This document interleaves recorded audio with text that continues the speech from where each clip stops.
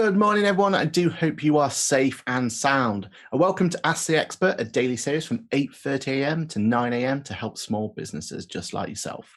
Ask any question in the comments section or use the hashtag QBATE, that's QBATE on Twitter. If you need any more advice, join the official Intuit QuickBooks SMB community group on Facebook. Accountant and business services, business experts like myself are on hand 24/7. QuickBooks also has a dedicated COVID-19 information site. Just go to the QuickBooks website, scroll down a little bit, and click on the big Learn More button under this header, Support for you and your business during COVID-19. So my name is Aaron Patrick, and it's a pleasure to be with you again. I'm a chartered accountant and certified QuickBooks trainer, so don't be afraid to ask me any of those QuickBooks-related questions. I own a state-of-the-art accounting firm called Boffix, which uses the best in cloud technology available to help small businesses get the crucial real-time information they need at their fingertips. But we don't stop there. We offer support in every aspect of small business, from a VoIP telephone system, Microsoft 365 subscription, to legal advice from our friends at Farilio. We have you covered.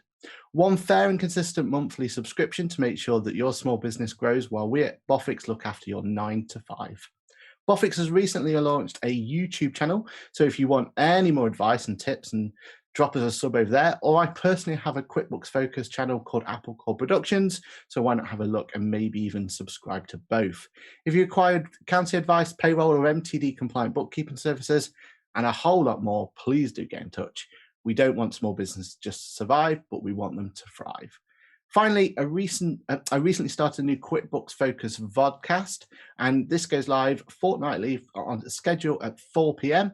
on a Tuesday, with our next episode going just not this Tuesday, but the Tuesday after. But if you search for QuickBooks Labs to find out some more, you'll find that our latest episode, we tackle the summer release schedule from QuickBooks. So we get to see all those wonderful new features that's coming its way.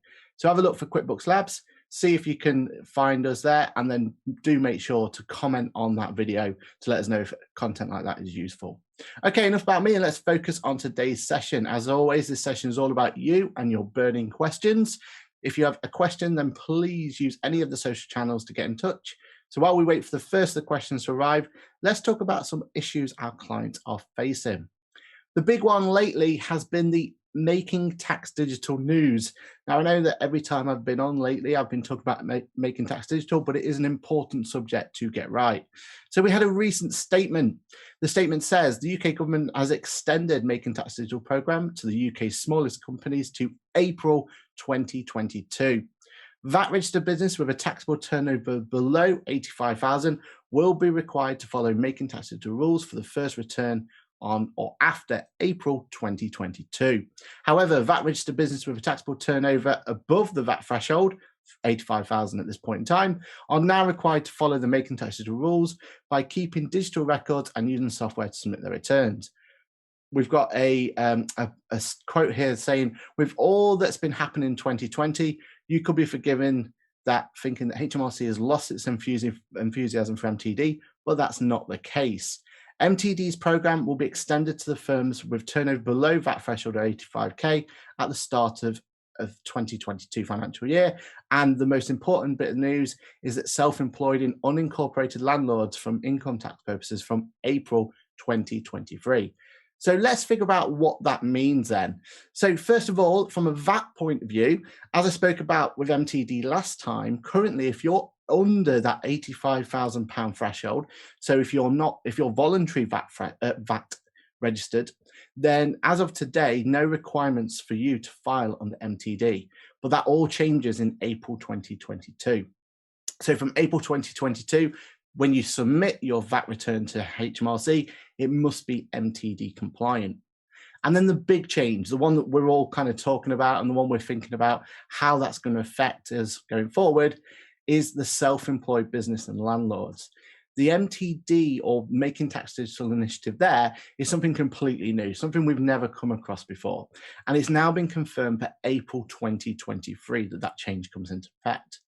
That's anything from your local butcher, resellers, or large self-employed businesses. Pretty much any business who does not currently operate under a limited company currently has would have a requirement to file an MTD.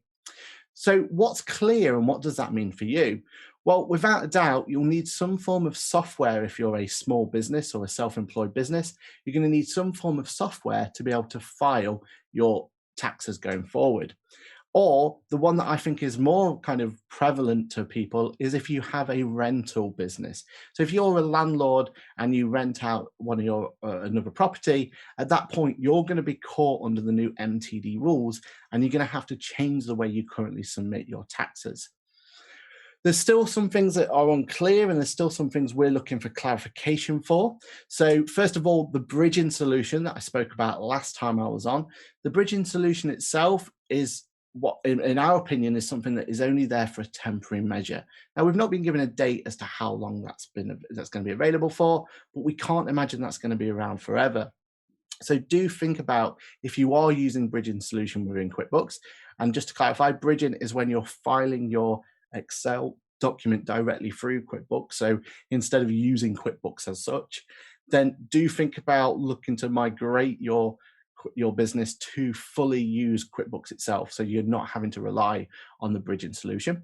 And also, periods is a really weird one, or something that may or may not be changing in the future. Now, there's been nothing that's been official about this, nothing that's been said is definitely going to happen, but there are some rumors out there, and if I put my tinfoil hat on, there are people talking that maybe from a self-employed point of view and a rental point of view, we might be moving to quarterly submissions as opposed to annual.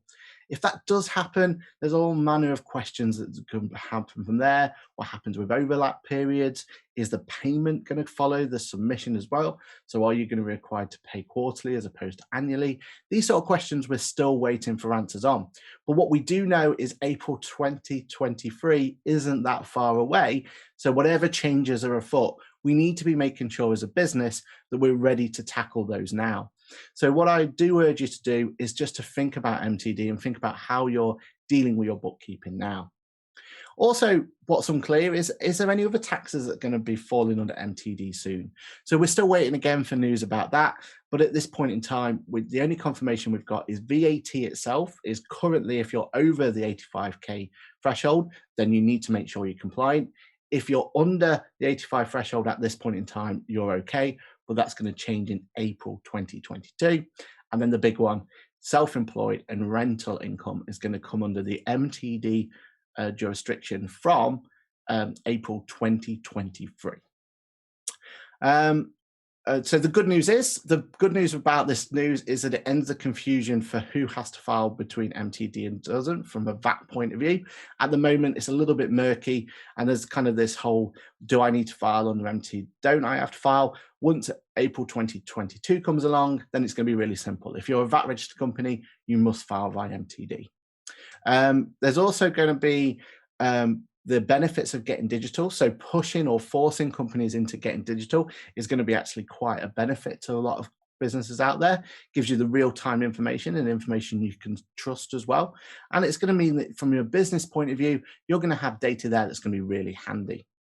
My big advice to you is do not delay. The smaller VAT businesses may only have 4 or more returns to file before you need to file under MTD, and keep tuning into Asset Expert when we will ensure you keep up to date on the latest going on. So keep an eye on Asset Expert. It's going to be the best place where you're going to learn all the big news, and you're going to understand exactly what MTD is going to affect your business.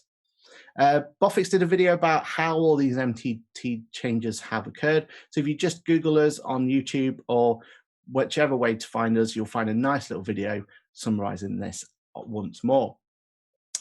Final public service announcement though regarding MTD. QuickBooks allows you to file via the software, but I urge you all to check to make sure that when you are filing your VAT return, that you are filing it under the MTD compliant way. So how do you know if you're filing under MTD? It's really straightforward. I have one simple test for you, and I urge you to check this next time you file your VAT return. While in QuickBooks Online, on the left-hand navigation panel, select taxes and then look at the top left-hand corner of your VAT screen. You should see the magic words, making tax digital enabled. That's making tax digital enabled. If you see this, then you're fine and compliant and 2 thumbs up. If not, then please refer to my recent YouTube video about how to make sure this is done, or make sure you speak to one of the MTD experts within the community group or finally talk to the help team at QuickBooks themselves. But either way, if you don't see those words, making tax digital enabled, please, please, please make sure that you do something about it. And now for the most important part of the show, we're now on to your burning questions. So first question that came in was from Kirsty on the YouTube live feed. Good morning, Aaron, and good morning, Kirsty. I've seen that year-end accounts date has been extended on Companies House due to COVID-19. Is this the same for corporation tax returns? That's a really great question there, Kirsty, and it's something that we get a lot from our clients at this moment in time. So when it comes to the extension, and just to give everyone some clarity, if you file a limited company account at the moment, if you go to Companies House, you'll notice that automatically you'll see that your period or your date that you have to file your returns has been extended by 3 months. So if you had to file by, say, the 30th of June, that's automatically been extended to the 30th of September. Now, that's really good news for businesses, and that gives you a bit of breathing space during this COVID world to be able to make sure that you get everything in line and make sure from a compliance point of view that you've got yourself compliant when it comes to Companies House. The bad news is, though, that as a limited company, you have to file more than one set of accounts. You file your abbreviated accounts to Companies House, and then you have to file a set of accounts to HMRC. Now, when you file a set of accounts to HMRC, you also have to provide what's called a corporation tax return. Now, the corporation tax return itself has a deadline of 12 months. So even though because Companies House has extended the deadline by 3 months, it comes in line with the corporation tax return deadline. So most people are thinking that they're fine and that's okay, and that they've got nothing to worry about. The issue is your payment for corporation tax is actually 9 months and a day from your year end. So if you wait for the full 12 months before you do your corporation tax return and before you make a payment, then you're going to be late in making that payment. Now, during this current crisis, HMRC has been very accommodating for this. And if you contact them and talk to them and use the special COVID-19 telephone number, and if you use QuickBooks COVID-19 resource page, you'll find it there. But if you do use the number and you do talk to them, they have been very accommodating in terms of giving you payment plans, delayed payment, and have been helpful in terms of making sure businesses don't go under during this particular time. But I do urge you to think about, is it necessary to use that extra 3 months, especially if it means that you haven't contacted HMRC beforehand and you haven't made maybe an estimation of what your corporation tax return can be. Because HMRC can turn around, they can give you penalties for late payment, and they can put also interest on that late payment as well. So do think about and do talk to an expert if you are looking to take advantage of the extra extension. Do think about, what about my corporation tax as well? Because remember, as a limited company, especially as a director of a limited company, it's your responsibility to make sure you're compliant from statutory matters. So do make sure that you are covered in terms of that. Thanks for the question, Kirsty. Steve from Facebook Messenger asks, hi, Aaron, I'm a member of the QuickBooks Small Business Facebook group. Hello, Steve, and welcome as well, because so am I. I noticed you do video tutorials, which I find helpful. How did you get into making videos, and do you have plans to continue doing them? Steve, wonderful question. One thing I do urge everyone, and this is the reason I got into them, was because of COVID-19 and the fact that I couldn't get physically out to my clients as much as I could before, meaning that offering support and meaning offering that opportunity to talk and sort issues out and everything else was coming more and more limited. So for me, I needed to find a platform where I can make sure I can get as much information out there so that my clients felt supported and felt like that they had someone who was looking after them during COVID-19. Now, getting into it actually was quite a straightforward process. One thing I would highly recommend more than anything else is making sure your audio is sorted. Once your audio is sorted, then most people have got a mobile phone that they can use to provide the content. And I would just start from there, get yourself comfortable with being able to provide content and be able to edit the content.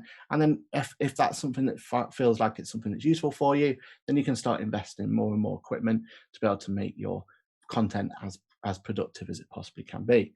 But one thing I would say is I'm definitely going to be continuing this trend. So if there is anything that you'd like to know about QuickBooks Online, please do go over to my YouTube page at AppleCore Productions, or Bofix itself has released a new YouTube page as well, where we're also covering hot topics like MTD. But yeah, I would highly recommend people having a go at it. It's really straightforward. There's loads and loads of video content out there into how to make YouTube videos.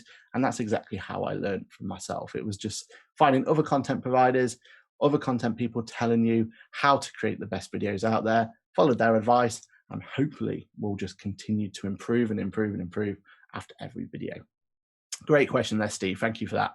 Clara from Twitter DM says, morning, Aaron. Does MTD mean HMRC will need all my company VAT accounting records?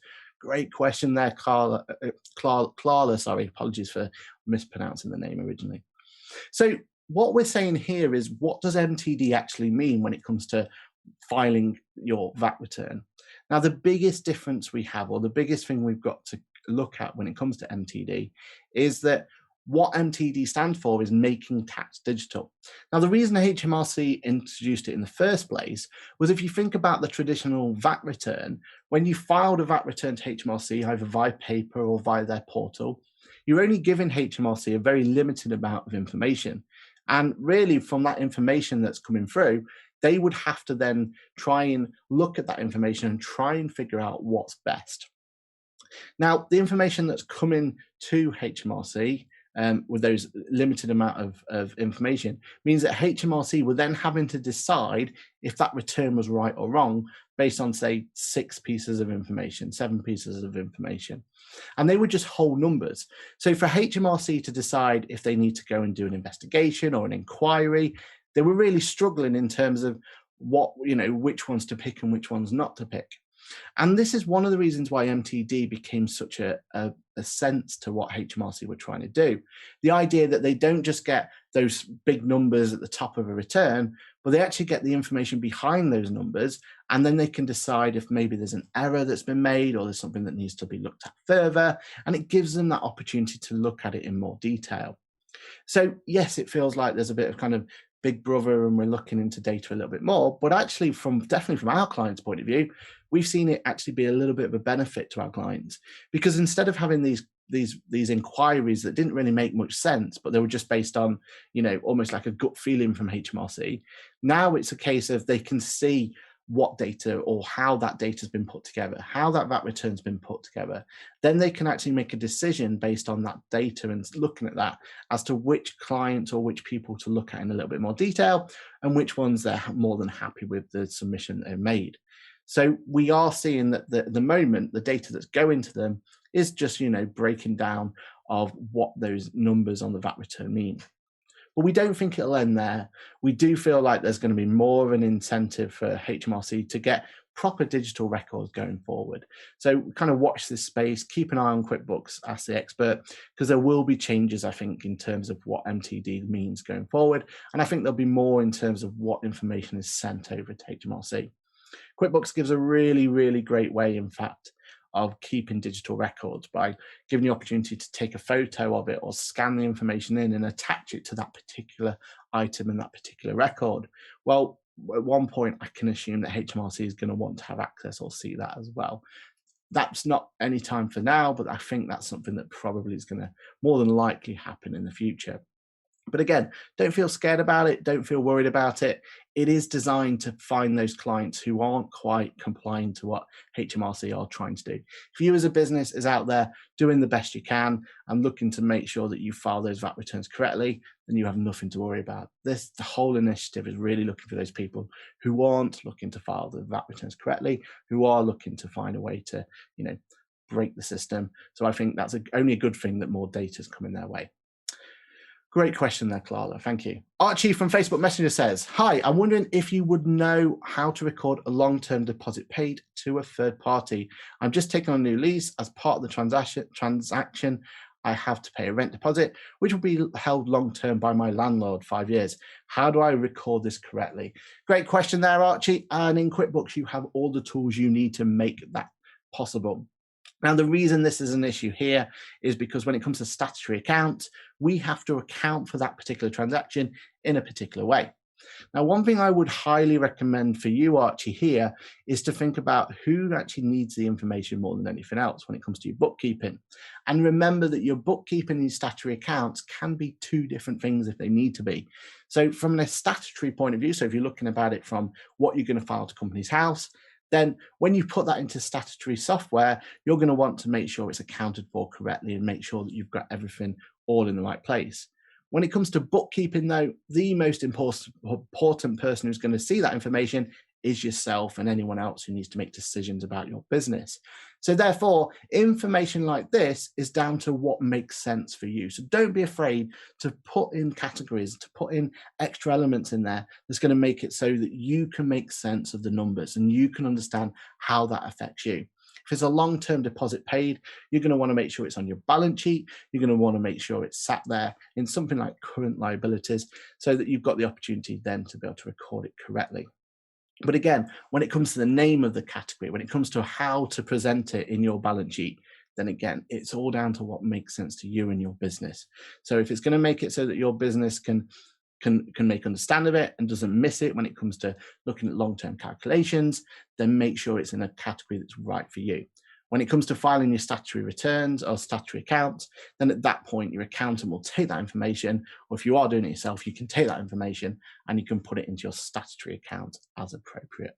So again, make sure that when you're doing bookkeeping, think about what's best for you and your business. Find out what is going to make sense for you, especially with the new cash flow planner and things like that. Make sure that you can utilize it in that way. Brilliant. Thanks for that, Archie. Masson from Twitter DM asks, hello, Aaron. Forgive me as I'm a bit new to all this digital world. I got one of those letters from HMRC. I use spreadsheets for my VAT accounting. How do I switch to MTD for VAT? Do I just buy QuickBooks and upload my spreadsheet somewhere? Great question there, Masson, and it's one that is affecting quite a lot of businesses at the moment. Hence why we bring in MTD, Making Tax Digital, to the forefront of our Ask the Expert series from time to time. Now, Making Tax Digital isn't something, as I've said before, to be worried about, but it is something that you do need to make sure you have software to be able to compile, to be compliant. Now, QuickBooks is obviously a perfect choice for you, and it's the one I would highly recommend. But within QuickBooks, you have two choices when it comes to staying compliant. Number one is you use QuickBooks natively as it's intended to. So you connect your bank account up, you put all your transactions in, and you send them all into QuickBooks as you would do. You do all your checks at a period end, and then you press file within the taxes place to be able to file your MTD compliant tax return. That's option one, using QuickBooks as it's intended and filing everything via MTD. Option two, though, is if you've got quite a complex company, then at the moment you have the opportunity to use what's called bridging software now, or bridging solution. Now, bridging solution is basically just as you've explained there. It's about having a spreadsheet outside of QuickBooks where you're still going to do all your calculations in terms of output VAT versus input VAT. And then what you're going to do is you're going to have towards the end or somewhere in that spreadsheet, you're going to have a breakdown of what your VAT return looks like. Now, at that point, you can then take that spreadsheet, you can upload it to QuickBooks itself, and you could file that as an MTD compliant solution where you take on the form of MTD via bridging. Now, as I said at the beginning of this, although that's definitely something that can be done now, and if you do have a complex VAT scheme, I do urge you to kind of utilize this option now and make sure that you can get the most out of it and make sure more than anything your VAT return is correct. So making sure that when you file that VAT return, you're confident that you're still filing it correctly in the MTD world as you would have done in a non-MTD world. But one thing I urge you to do though is don't become 100% reliant on the bridging solution. We don't know how long that's going to be around for. HMRC will definitely give us some sort of prior warning. They'll give us enough time to be able to migrate from bridging to your traditional MTD, but it is definitely something that you need to think about, and it's definitely something I would urge you as a user of QuickBooks to just think about maybe natively moving over to QuickBooks and filing it that way. There's loads of information out there. There's loads of YouTube channels. I do some myself in terms of making sure that you are doing QuickBooks correctly. And when it comes to complex VAT issues, we've also got you covered in terms of making sure that you've got the information out there. Clive on YouTube live feed says, hi Aaron, on QuickBooks Online, there is a GRNI, that's a good receives not invoice ledger, to book in stock without post a supply bill. Sorry, there is no GRI, goods received not invoice ledger, to book in stock without post a supply bill. Are you aware of any workarounds available? Thanks, Clive. Yeah, we've had this issue before with clients. It's not the perfect issue, but what you could look at doing is using purchase orders instead. Now, they're not technically designed to be used this way, and they're not perfect in the way that they're implemented, but it can be a way to work around it.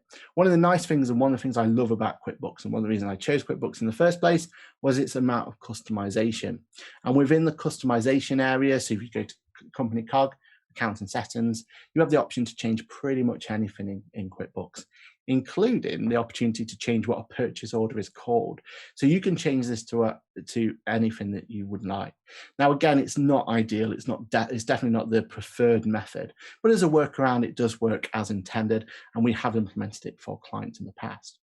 Now, one thing that I would also urge you to look at is the App Store. So on the App Store, there are lots and lots and lots of third-party apps, and some of them are designed for this particular option in mind.